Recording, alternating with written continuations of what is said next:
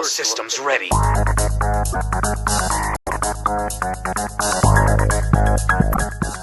New cards being announced in the OCG that will eventually make their way over here that have really gained a lot of hype for Lightsworn and Ancient Gears and Blue Eyes. We've got a new ban list that came out.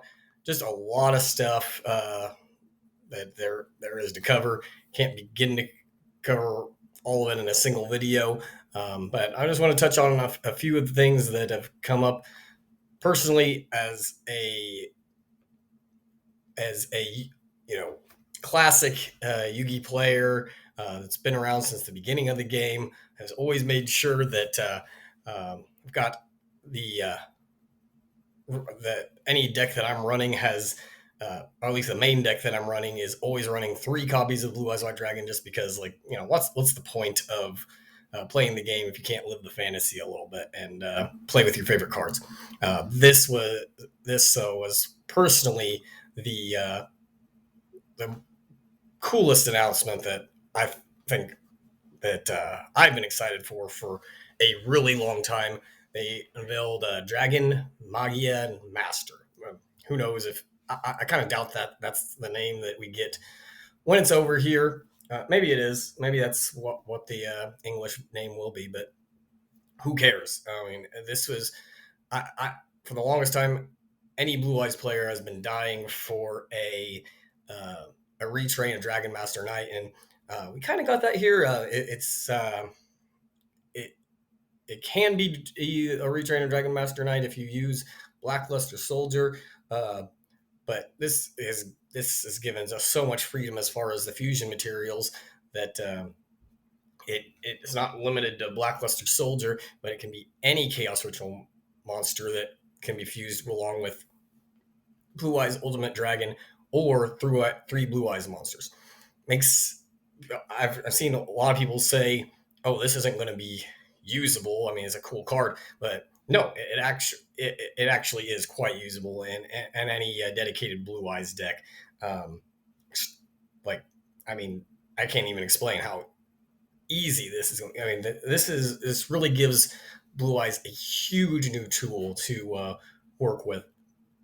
And not that it's going to make it a tier 1 deck, but I think it's going to make the deck where, with the right pilot, it could compete with those kind of decks. But that's going to be pretty rare. That's why basically, as far as whenever I'm making my main deck, I always want to try to come up with new strategies that's going to make Blue Eyes competitive with those high level decks. What's really great about this card is it gives you the option of Blue Eyes Ultimate Dragon or 3 Blue Eyes monsters. So what's significant about that is listing Blue Eyes Ultimate Dragon allows you to use Fusion Armament to bring out Blue Eyes Ultimate Dragon, and you can you don't have to utilize Dragon Master Knight anymore for that, and you could just stop right there and have a big Blue Eyes Ultimate Dragon on the field. Or once you do that, it makes it easier to go into this monster. And then you have the alternative. If you have 3 Blue Eyes monsters in your hand or field or graveyard, depending on what fusion card you're using. If you're using Ultimate Fusion, they can be in your graveyard, so that makes it really accessible. And then from there, having just a Chaos Ritual monster, of course, Blue Eyes Chaos Max is an easy one there. Or I think going with the theme of this card, using Magician of Black Chaos, or is it Dark Magician of Chaos Max, that you can basically utilize with the last effect of this card, whenever it's sent to the or whenever it leaves the field because of an opponent's card, you can special summon a Blue Eyes or a Chaos ritual monster or a blackluster soldier ritual monster from your extra deck or graveyard. If you manage to get Chaos Max um, in the graveyard during your opponent's turn off of this, you can do some pretty cool things there. But I mean, it's a really. I think people are underestimating the play here, especially if you're using Ultimate Fusion. You can use that to um, pop cards while you fuse. It's a quick play, so that can be a form of interruption as well. Um, and then once this card hits the field, you have 3 negates in one turn. That's insane. Um, you know, it's for this we're on a you know more mainstream card. One of the tier 1 deck archetypes. Um, you know, this would be getting a ton of attention from 3 negates per turn with one card. Um, it's just absolutely insane. And then you have a backup once it's gone to get another Blue Eyes or Chaos monster from your extra deck or graveyard. I mean, I there's just so much there. So yeah, this really got me excited. I can't wait till it gets out over here, and yeah, just one of the cards I wanted to talk about. Like I said, there's a lot of cards released this week in the game, or at least as far as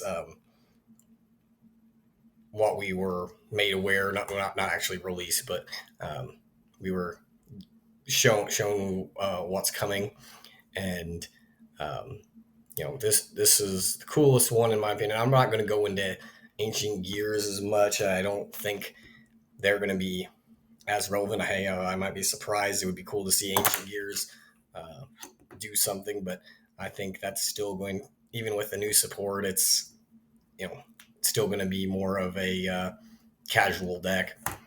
The other next thing I did want to look at. I'm not going to pull up all the new Lightsworn support. It's not. I mean, the best new card they got is probably the new level 4 dragon. But this one thing that we definitely want to look at is Enlightenment Dragon, which is insane on its own. Must be special summon from banishing the above cards from your field and graveyard, one from each. Judgment Dragon and Punishment Dragon. Most likely Judgment Dragon's going to be the one coming for field punishment. You're probably going to find a way to mill it, or maybe you've got maybe you're going to play a card like King of the Swamp that can act as a substitute. I'm sure you'll be seeing a little bit of both. But Punishment Dragon, I think, with cards like Soul Release getting more popularity, I think you've got some more reason to use Punishment Dragon, and not just use a fusion substitute. But yeah, once per turn, quick effect. You pay 2,000 life points, banish all other cards on the field and in the graveyards. That effect is, in a lot of scenarios, you're going to be just straight I win. Then once per turn during the end phase, send the top 4 cards of your deck to the graveyard. I mean, standard kind of effect that you expect from a Lightsworn deck to mill off the top of the deck. And if this card is destroyed by your opponent, you can add 1 each of your banished Judgment and Punishment Dragon to your hand. Then you can special summon both, ignoring their summoning conditions. So do that. If you have another one of these in your hand, you can, hey, let's do it all over again. And you just have to find a way to send Judgment or Punishment Dragon to your graveyard, and you can bring out this fusion all over. It's really cool card, and the reason why I want to talk about this is just because, of course, I mentioned that I've played since the beginning, so of course I was playing during Edison format. Lightsworn was always a really major deck during that format, obviously, and Edison, of course, one of the most popular formats. It was a fun time for the game for sure. So seeing a deck like that get reignited and possibly. I think it is going to be a tier one deck again. So seeing that revitalization come back to an old favorite like that, really cool. Um, Maybe we'll see more decks get revitalized from that era since Edison is getting to be just just it's showing to be such a popular Time Wizard format. Um, um, you know, you really can't really say. I mean, maybe we'll see Glad Beasts get make a resurgence. Maybe we'll see. Um, you know, let's see what else was popular around then. Black Wings, Rescue Cat, I think was big around that time. Or yeah, so I mean, there's lots of cool decks we could bring back, and maybe while we're at it, Judgment Dragon was like the antithesis of Dark Armed Dragon at the time. Do give us something to make Dark Armed relevant again. That'd be cool. Now, after those new announcements and new ban lists and everything, want to look at uh, the market, see what's going on with some cards that have been affected through all this. As you can see, Minerva is getting some attention. It had been, let's see, around $5-6.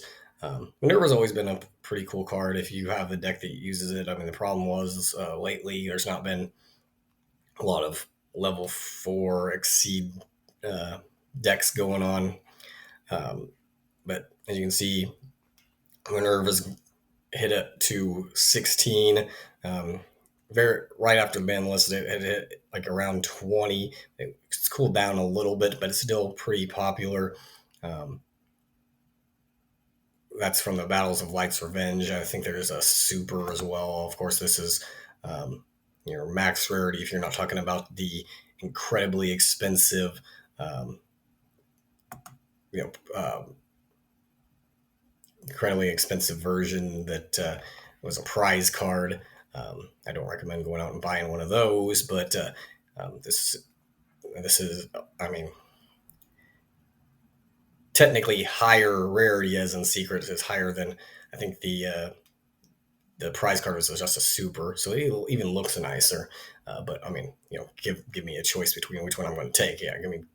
I'll take a prize card any day, but I don't think I want to pay that price tag either. Um, and of course, we have to look at Guiding Quem because what the hell? How is this thing still going up? Um, why are people paying this much for this card? I mean, oh man, I guess I was just really sleeping on this and not understanding how good it was. Um, and I didn't really realize that, I didn't really notice that you can play cards that mention Fallen of Albaz without even running Albaz. So that's really, I think, what people are doing. And that's why, I mean, I know it's getting played in um, with the Runic, and there's been some cool combos there. Yeah, I guess when I had my copy, I was just only looking at it as a Despia branded kind of card and not really looking out of the box to um, see what else we can do there. And yeah, I've I'm not going to say it's not worth the price point. I I mean it's good, but I mean I think um, yeah, I mean, it still seems like people just need to calm down a little bit on this card, because I don't think it's a $70 card or should be. I mean, you're talking it's basically you know you're basically outshining. Um, I guess outside of like Starlight Rares, it basically makes it like contending for top price spot um, in the set. Um, So hopefully we aren't stuck waiting on this for a reprint in the tins, because clearly people are really needing this now. And I'd hate to, maybe we can get an ultimate rare for it or something like that before the tins. That would be nice because it's clearly very much in demand.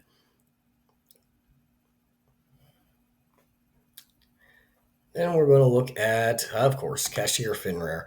Um, you know, I know everybody's talking about Fenrir since the ban list, and he did not get touched. Um, just going to touch on him real briefly because I feel like I'm remiss if I don't mention him. But yeah, he's going up. He's about a $25 card for the lower rarities, the secret rares and the ultra rares. The ultimate rare, they're going up too. They're looking, you're getting around. Um, it's like 45. They had been up to 50, so they've actually gone a little bit down since I was looking at this earlier today. 3 for below 40 here, but I think that's going to be a bit of an outlier. Let me refresh this. See, I think it would refresh when I pulled this up here, but yeah, I mean, it's a little bit all over the place, but I expect the ultimate rare to continue rising along with the others. I mean, because everybody can feel safe about Cashier for a little bit now. Um, he's been dodging ban lists and doesn't seem like Cashier is a real big threat right now. I know a lot of the fire decks are playing him right now because he can fetch was it right a Rise Heart to the fire one. You can pull that out of your deck so you can have um, another fire monster to combo off with, and or you can just search another version of himself. Um, you know, so so easy to utilize this card. So you know, I expect it to just continue to increase in value as we get it further into the format. I would be surprised if it doesn't hit 60 at least before we're done with everything. Now, this is one I'm excited to report on because um, I'm glad to see you all waking up a little bit. And again, this is another one that seems to have gone down a little bit just since I was looking at it. So maybe I shouldn't be as excited as it was. But yeah, latest sales 22, 22, 22. But let's view a little bit more data here. Yeah, then before that, 29. 22 for 2150, 26. 20.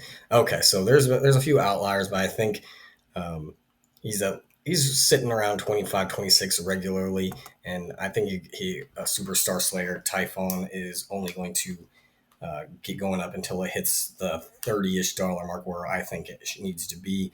I never like seeing cards that are this good go underrated. I mean, it's great if you need to pick them up. I think if you haven't picked these up yet, you still, even though it's gone up since where it was at a couple weeks ago, I think you still want to go ahead and take advantage of that because I think you're looking at this upward trend, and I think it's going to hit 30 here pretty quick as more and more people are realizing that this is a card that can just turn games around for you. So I really think you want to get you a copy or two. I've got 2 copies of this card. I'm debating whether or not to sell it or hold on to it if it does hit that $30 mark. Um, and I'm debating whether or not to run more than one of this because you can play it during the turn or the turn after. Your opponent special summon 2 or more monsters from the extra deck. So that means really you could do it on that turn as an interruption and then the following turn to just follow up and cause some more issues for your opponent. So, I mean, if you play it once and if you still have a monster on the field, hopefully that isn't Typhon, And by that point, you can pull out two of these, and yeah, I think that could. I think there's some merit there if you have the extra deck room.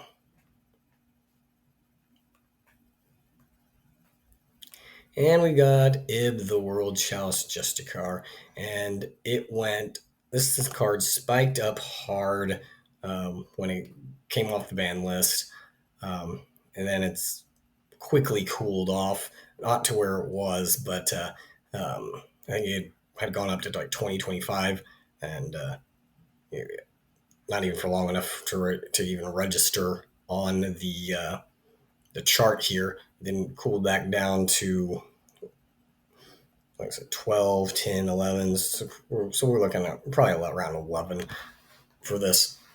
And hard to say what this card is going to do. There are some cool combos that you can do with it, but I just don't know that you're going to be running World Chalice cards in any of the like tier 1 decks to make this worthwhile. I mean, it's basically free card advantage if you summon it. But I don't know if the cards that you're grabbing are good enough to warrant spots in your deck. But yeah, I mean, let me know if you think differently. If you're one of those that thinks that this card's going to change things and it's going to find its place in the meta, it's a cool card. So I'd like to see it. Um, I just don't know what deck would utilize them right now. And I'm just going to look at Snatch Steal in general. And what really surprised me after Snatch Steal came off the ban list is it wasn't the original Magic Ruler prints that really spiked. I really expected that to be the highest. I mean, of course, like the first editions are, all up really high up there as they always would, and they're sitting around 25. Dark Beginnings, which is, a lot of cards from that set are hard to get. I expect them to be a little bit higher. It's actually the easier to get ones. I mean, I think they're easier to get. I mean, they're newer. They're on the 25th anniversary box, and maybe not enough of those got cracked, but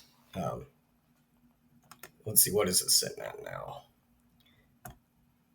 I'm saying Mark. See, recent sales, 40, 35. Like, why is this the one that people are so excited about? Like, you really just you want the newest version? I mean, do people not like that if it says magic card here rather than spell card? I mean, what is the appeal here? Let me know in the comments if somebody knows why this is the version that spiked up.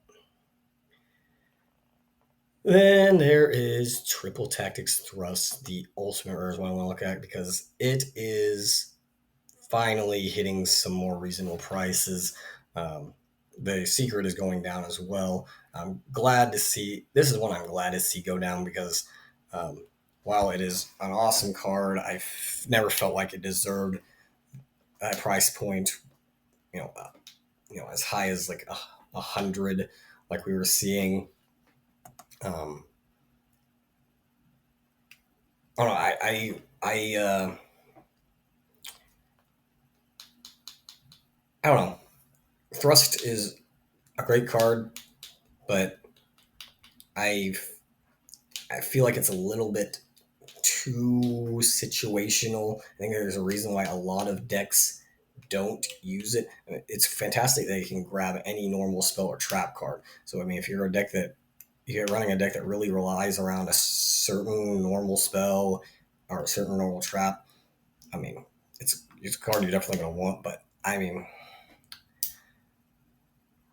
let's just say, I mean, yeah, I think the cooling down in price is warranted, and I'm glad to see it. No, I don't want to hear anybody like talking and saying that, he doesn't think Triple Tactics Thrust is a good card. It's an amazing card, one of the best cards out there right now. I don't know.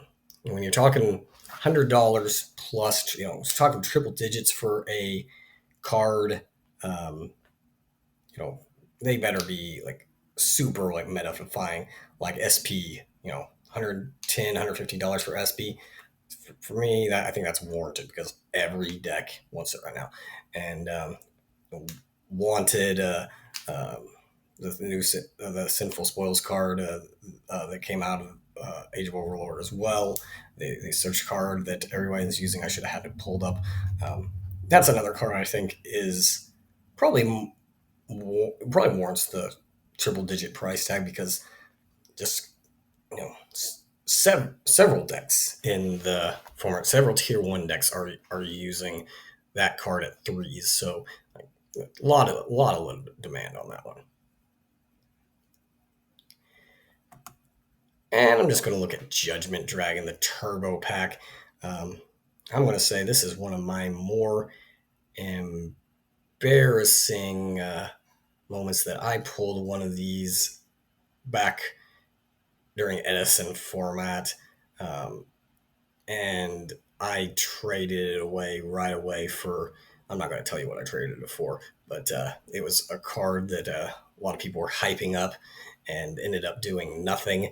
And yeah, that's one of my bigger regrets not holding on to this because it was such a beautiful card. I was pretty excited about it, but um, I thought I was getting ahead of the game and trying to uh, getting thought I was trying to get get myself a good deal. I thought with Judgment Dragon coming out as an ultimate rare, the card was going to be easier to get and demand was going to go low. I really didn't have the same understanding of the game and prices and everything like that that I do now. So you live, you learn. But um, yeah, so recent sales on this one 320, 400, 400, 400, 230. So 230. Oh, that's mod play. And that I don't know what that was supposed to be. The 29, um, probably non-English, um, but yeah, I mean this card um, shot. It looks like it shot up um, the other day, and it what hit the close to 400, and the most recent sale sold for 320. I don't know where the picture was on that. Anyway, yeah, I mean, it's still, I think we're still looking at it as about a four or a 380 $400 card. Um, and, if you want your Ulti Judgment Dragons, I mean, I think the card's still going to go up. I'm not saying this is necessarily the version that you should be looking at, but if you want that ulti, I mean, I can tell you, I had it briefly and it looked gorgeous. So you might want to consider grabbing it before the support comes out. And I really think Lightsworn is going to prove itself a really big deck, and I would not be surprised if this card shoots up in value even more.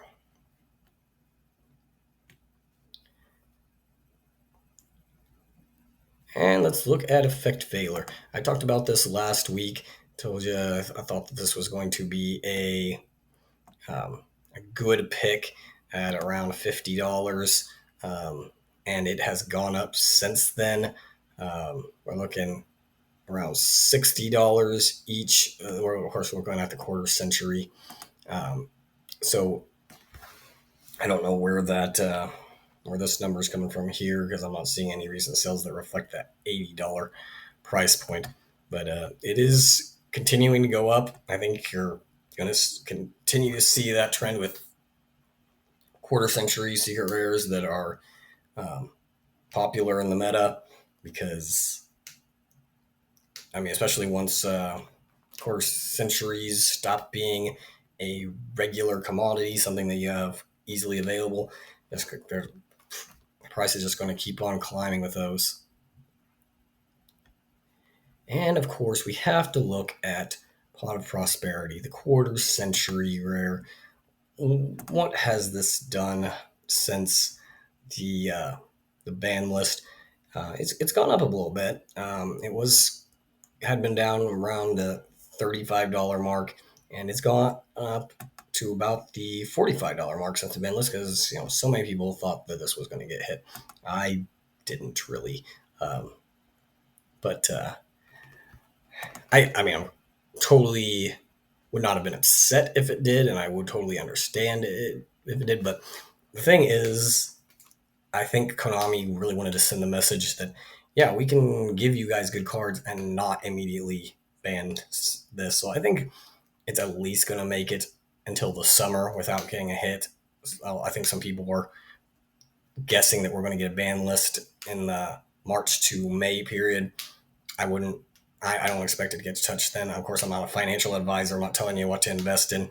But I think, if you're one to bling out your deck, I think you're safe for buying these for now. But I mean, of course, be prepared. I mean, it's this card can only stay off the ban list for so long. But I don't know that it's going to.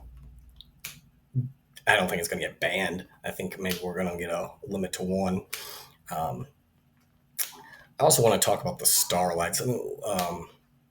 This is a card. The Starlight got really hit hard when Rarity Collection announced, and as many other Starlights did. What do you guys think? Are Starlights dead, or have people lost all confidence in Starlights, or is it going to be a thing where once the Rarity Collection comes and goes, and people start to realize that they're not going to have these substitutes, these easier to access substitutes for Starlight rares?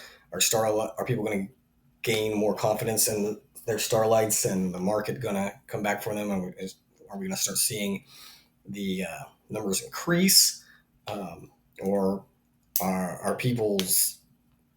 I mean, Starlights were basically viewed as the safest investment for Yu-Gi-Oh because knew how hard they were to get. That they weren't going to get made again. It seemed like value was only going to increase. But now everybody's afraid that well, if they did it once, they can do it again for any card that's a Starlight rare. So that's one thing I'd really like to hear some opinions on. Are we ever going to be in a place where people have faith in the Starlight market again, or is it just, yeah, we'd love to have the highest possible rare, but we're just too afraid to invest in that sort of thing. I mean, I personally would love to um, see Starlights regain some of their value, uh, just for all the collectors out there that did invest in these cards. I mean, I've got a few Starlights, not anything like huge dollar ones where I feel like the Rarity Collection totally like broke me or anything like that. But I know a lot of people have some pretty mixed feelings about Rarity Collection, or um, more hostile than mixed. Um, so yeah, I mean, I'd like to see Starlights, you know, regain their former glory, but um, I don't know if it's possible. I don't know if anybody can really have that confidence in the market anymore. But anyway, I digress. I'm going to move on.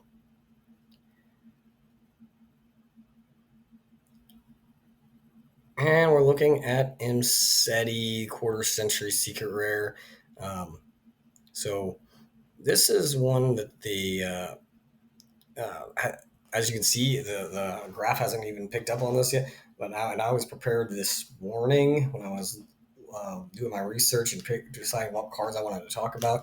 I was prepared to talk about how Horus was kind of falling out of its favor. Not because of it was any less good, but just because with all the recent cards announced and everything and the ban list, attention was kind of getting drawn away from Horus.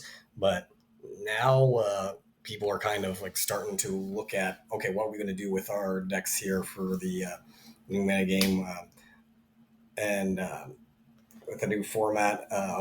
Horus is getting attention again, and already it is back up to the 135 mark for the quarter century. I think the Secret Rare is doing something fairly similar. So, yeah. Yeah, I guess I should probably list my quarter century out here. Like I think I mentioned in the last video about 2 secret rares, and I'm pretty much just as happy running 3 secret rares. I mean, as opposed to having 2 secrets and 1 quarter century. I certainly don't plan on investing in 2 more quarter centuries because Horus is just kind of. I personally, I don't think it's going to be an engine that I'm running in my deck long term, even though I mean it's incredibly good. But like I said, I play Blue Eyes, so I'm preparing for this new fusion when it comes out, and I don't think Horus is going to mesh with the strategy that I'm thinking about doing for that. So you know, I still want to play around with Horus in the meantime, though.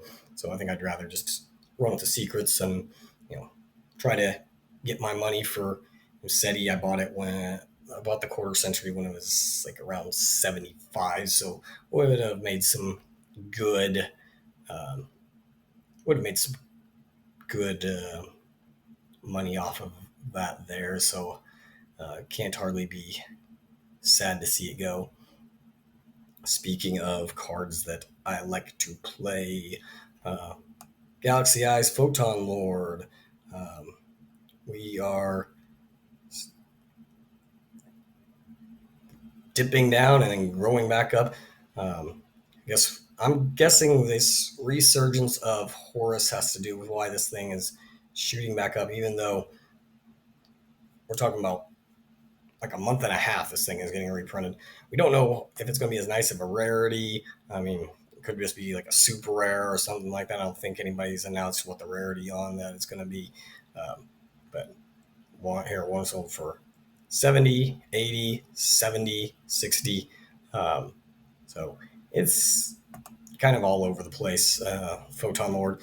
And it's definitely a card that if you're running rank 8s like I do, you definitely want to have the card. But if you're like me, you can you can probably get by, um, with some other rank 8s and do okay, um, while you're waiting for the reprint. And if you're like me, I planned to uh, just snag the same version whenever the price goes down when the reprint is out. So yeah, that's all I really wanted to look at as far as today's um, post ban list, um, post cards, um, being announced, uh, market watch um, kind of video. I want to cover a little bit of everything. I'm going to try to do these a little bit more regularly. I was sick last week, so didn't get to make as many videos as I would have liked. But yeah, what other cards would you guys like to see in Market Watches, or what other Yu-Gi-Oh related content would you like to see? Um, and of course, thoughts of you know as far as what I'm predicting on what's going to happen in the meta. Um, as far in the market. What do you guys think? Am I wrong? Am I right? Are there other things that I'm not considering? You definitely let me know if there's other cards that you're excited about. Are you excited about the new cards announced? The Blue Eyes, um, the Judgment Dragon, the Ancient Gear. What's kind of stuff have you? What kind of stuff are you psyched about for the coming year? Um, yeah, would love to hear about it in the comments. Of course, newer channel, only about a week old, so of course any likes and subscribes are appreciated.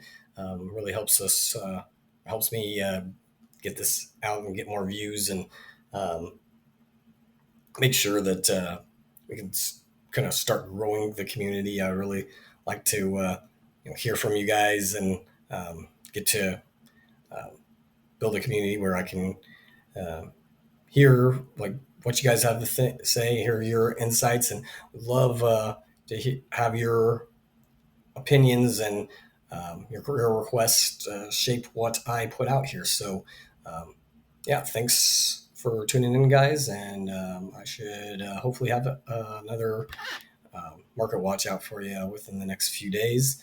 And if I don't get it out before the holidays, before Christmas, hope you guys all have a good one. And yeah, we'll catch you next time.